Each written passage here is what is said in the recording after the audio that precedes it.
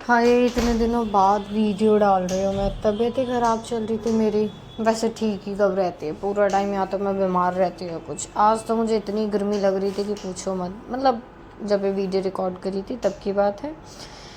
मेरा बस चले तो भाई साहब मैं तो एसी साथ में ही लेके जाऊँ और साथ में ही लेके आऊँ, बट ऐसा कोई कनेक्शन नहीं है कि एसी आप साथ में लेके जा सकते हैं। देख रहा आधा टाइम मैं 1 मिनट तो उस पर पंखा ही एडजस्ट कर रही हूँ कि भाई साहब भगवान जी को प्रणाम। मैं भगवान से कह रही यार ऐसा क्यों कर रहे हो।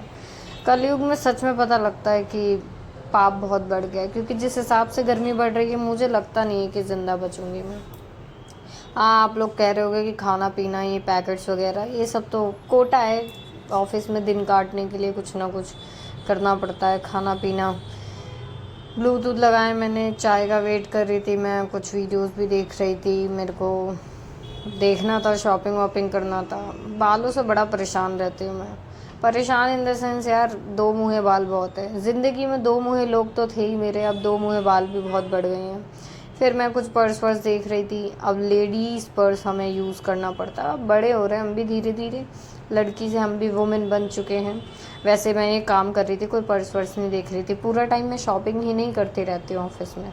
काम कर रही थी मैं, कुछ काम आ रखा था मेरे ऑफिस में। इतना पैसा ही नहीं है मेरे पास कि मैं शॉपिंग करूँ। शॉपिंग करने का तो बहुत मन करता है, लेकिन पैसे ही नहीं मेरे पास।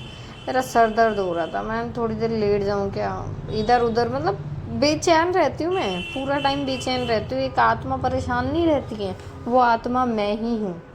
मैं बेचैन आत्मा हूँ। मैंने कहा फिर ऑफिस का काम कर लेती हूँ साथ के साथ।